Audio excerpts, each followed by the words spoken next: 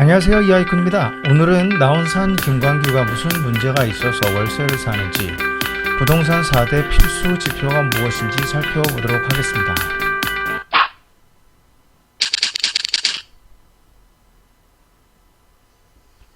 나온산에 출연한 김광규는 과거 부동산 사장님이 집을 사라고 했는데 집값이 더 떨어질 것이라는 뉴스만 믿고 집을 사지 않았다고 합니다. 2015년에 육중하는 집을 샀고 김광규는 강남에 있는 집을 월세로 임대하였습니다. 당시 살던 집이 6억 했는데 지금 13억이라고 합니다. 간이 작아서 대출을 한 번도 못 받아봐서 집 살 생각을 못했다고 합니다. 전세 사기 당할 때는 1억이 조금 안 되는 돈이었는데 지금은 10억을 손해본 느낌이라 이 집에 있는 순간마다 고통이라고 하였습니다. 육중하는 집을 사서 부자가 됐고 난 월세로 재산을 탕진하고 있으며 내 집 마련이 목표였는데 더 빡빡해졌고 화병이 많이 나 있다고 너스레를 떨었습니다. 나온산에서 김광규가 재미있게 하려고 한 것이겠지만 생각보다 여기에 부동산 투자에 중요한 시사점들이 많습니다. 첫 번째, 뉴스를 그대로 믿지 말고 스스로 소화해야 할 줄 알아야 합니다. 뉴스 기사는 정확한 정보를 투자자에게 주지 못합니다. 뉴스 기사는 팩트와 의견이 섞여 있는데 의견을 팩트로 오해하는 경향이 있습니다.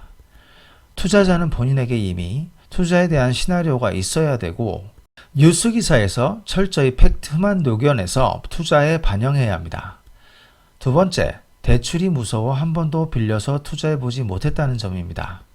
대출을 하지 않았다는 것은 현재 채권과 금리에 대한 이해가 전혀 없다는 말입니다. 지금은 역사적 저금리 시대이기 때문에 적절한 대출을 무서워할 이유가 없습니다. 세 번째, 결혼을 한 육중하는 집을 샀고 미혼자인 김광규는 집을 사지 않았다는 점입니다. 부동산은 매매 당사자와 중개인을 직접 대면하고 각종 법규와 세금을 잘 알고 있어야 합니다.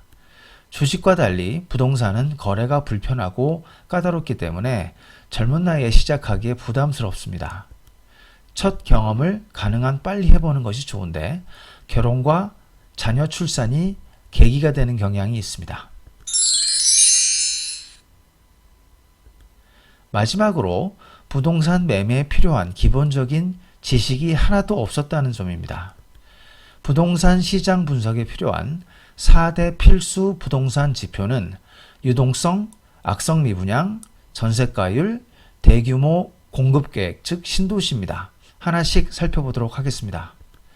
먼저 서울의 주택가격의 순환주기를 정의해야 합니다. 1986년부터 1990년까지 일기 상승으로 정의됩니다. 1999년부터 2009년까지 2기 상승으로 정의됩니다. 2014년부터 3기 상승이 시작되었습니다. 물론 1970년대와 1960년대 상승도 있었으나 큰 분석 틀에서는 생략하겠습니다. 서울 주택가격 순환주기의 기간을 외우시고 따라오시면 부동산 필수 4대 지표를 더 잘 이해할 수 있습니다. 유동성은 사실 부동산 시장뿐만 아니라 주식시장 등 모든 자산시장 분석의 가장 기본적인 지표입니다. M2는 M1 본원 통화가 통화 승수로 확장되어 MMF나 2년 정기 예적금과 금융상품까지 포함하는 개념입니다. M2가 크게 늘지 않고 M1이 증가하면 유동성이 안전한 예금 적금보다는 부동산 또는 주식에 직접 투자에 몰려있다는 의미입니다. 한국 부동산 2기에서 유동성 증가가 멈추고 3년 후부터 하락이 시작되었습니다. 한국 부동산 3기는 현재 유동성이 크게 증가하고 있는 상태입니다.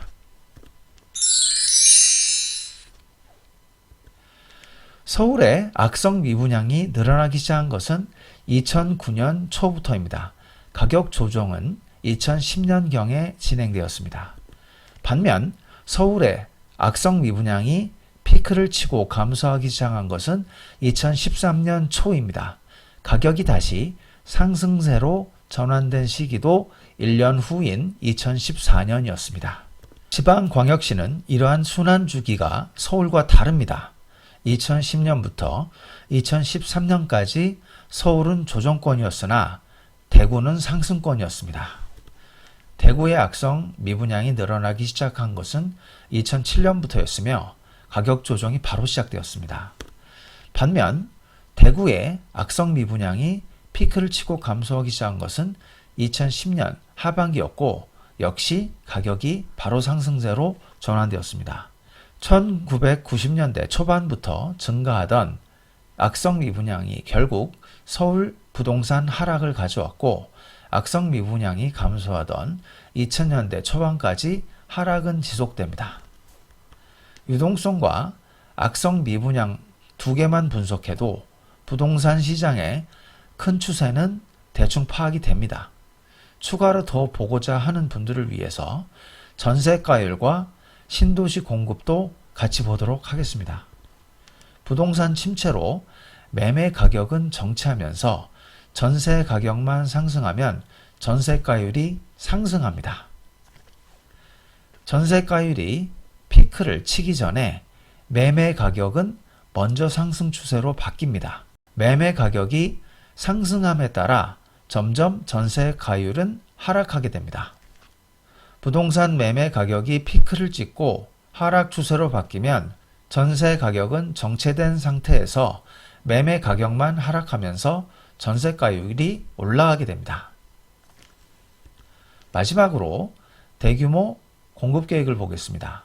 서울권의 신도시가 대상이 됩니다. 신도시는 통상 지구 지정에서 실제 입주에 이르기까지 수년이 걸립니다. 1기 때는 부실 모래까지 써가며 4년 만에 속성으로 했으나 2기 때는 7, 8년이 걸렸습니다. 3기는 현재 정부가 신도시 건설을 서두르는 것을 감안할 때 6, 7년 정도 생각해 볼 수 있겠습니다. 1기 신도시는 1988년에 발표하였으며 서울 부동산 1기 하락 추세는 3년 후인 1991년부터 시작됩니다. 2기 신도시는 판교 2001년, 광교 2004년, 위례 2006년에 발표합니다. 판교 입주가 2009년부터 시작되고 2010년부터 서울 부동산 2기의 하락 추세가 진행됩니다. 3기 신도시는 2019년부터 발표하였으며 준공을 서두른다 가정하면 하락 추세가 발생할 수 있는 자리는 2026년에서 2027년 어딘가에서 발생할 가능성이 있습니다. 감사합니다.